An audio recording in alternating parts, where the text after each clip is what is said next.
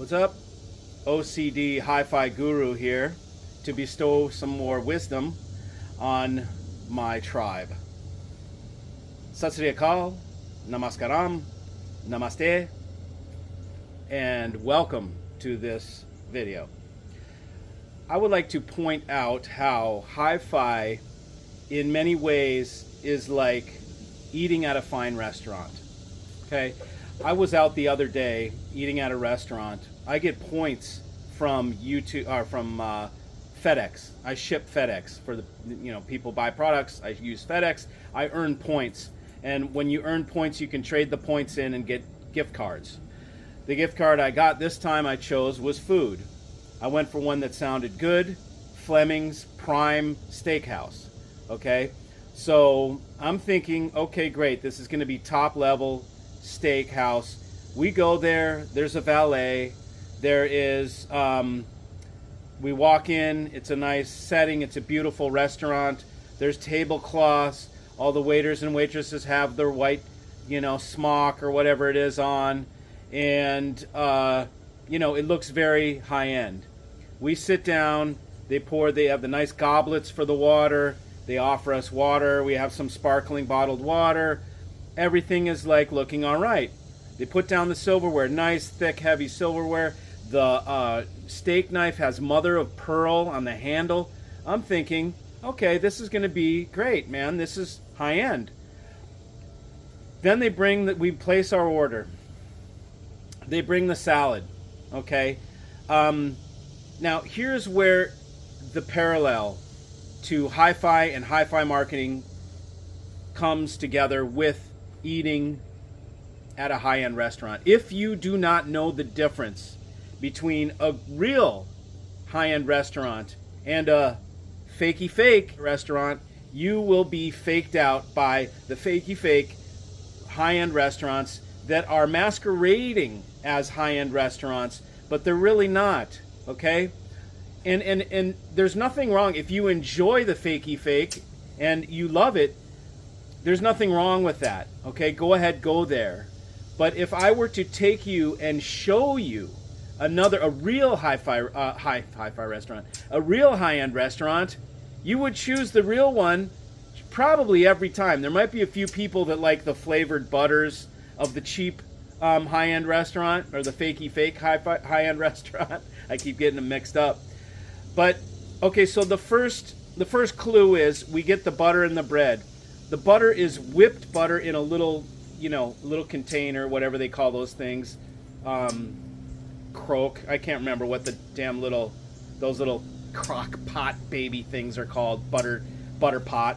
But it's whipped butter mixed with like black olive or mixed with, just something, a flavoring, some sort of a flavoring in the butter. Okay? Gross. I mean, some people may, oh, I love their olive butter, so good, okay, cool. Okay, but when you go to a real refined high-end restaurant, you don't get flavored butter, okay? Flavored butter is something to make people think that they're in something special, and maybe it is for them, okay? But when you really look at the Michelin-rated restaurants, the things like that, you're not going to have flavored butter. Flavored butter is it's not a part of that, okay? I see it as a way to use cheap-ass butter, mix some crap in there, whip it up, throw it in a thing, and you use less butter because you've got filler in it, okay? I prefer the butter that is not hidden, that tastes absolutely wonderful. Thing keeps trying to hug me. Anyways, so that butter that's just one, that's the first example, okay? They bring me flavored butter. I'm like, oh no, here we go, flavored butter, okay? And you don't get a regular butter with it. You only get two flavors of butter, and they're both flavored, okay? Then you get the bread. The bread is clearly frozen bread.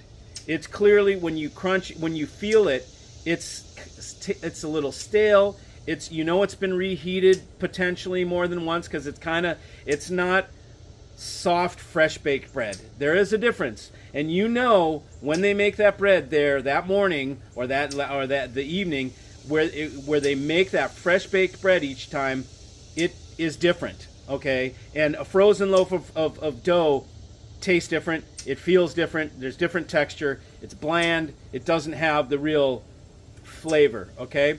That's the second thing. The third thing, the salad comes, okay? If you don't know any better, you are not going to notice if your salad plate is warm or cold. You're just going to think, oh, I wonder how the salad tastes, okay? So in a real high-end restaurant, your salad plate should be cold and chilled. Your salad should be chilled. Your salad should be crisp and stand up. It should not be wilted and on a warm plate. It should not be wilted in any way. It should not be doused in salad dressing, where it's swimming in salad dressing. That's very gauche. It's another obvious sign that you're in a less than high-end restaurant, or whoever's working that day is not really paying attention, okay? So, and then I can go on, man. I can go through this whole meal, and I can pick out things about the steak. I can pick out things about how they serve. I can pick out things about how the wait staff responds that will tell you if it's really a high-end restaurant or if it's masquerading as a high-end restaurant. By the time we were done with the meal, I told myself I'll never come back. I feel like I'm being ripped off. You know, I'm not getting this what I came for. I came for high-end, and I'm not getting high-end. And this is what I'm trying to show you with the hi-fi music, with the hi-fi audio equipment. It's very similar. You can spend the money for the high-end audio equipment, and if you don't get the high-end result, it is really a kick in the face. You know, it's very upsetting to know you spent $50, $60, $100,000 on an audio system and you're not getting the hi-fi result. I wanted salmon. They had salmon on the menu. $46, okay? Salmon is not 46 bucks, okay? It can be whatever you want it to be, I presume. But normally, we have another restaurant that we go to across town that is down by the river. Beautiful restaurant in Atlanta called Canoe. If you ever come here or if you live here, you know about Canoe. That is one of the few restaurants that is still extremely high level and very good value.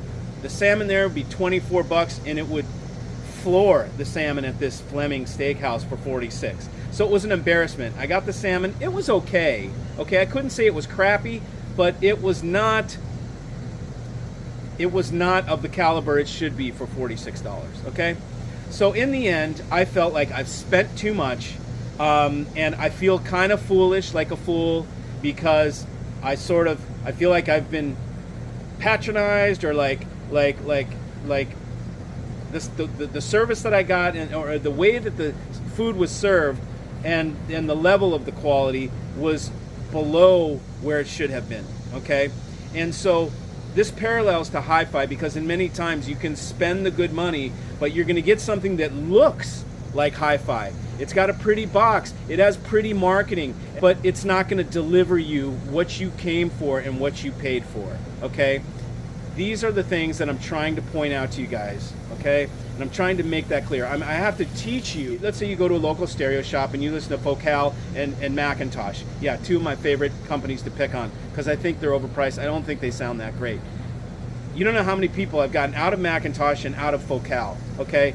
And only because they're not happy. If they're happy with it, I tell them use it. I have people that call me that are really happy with their stuff that I don't like.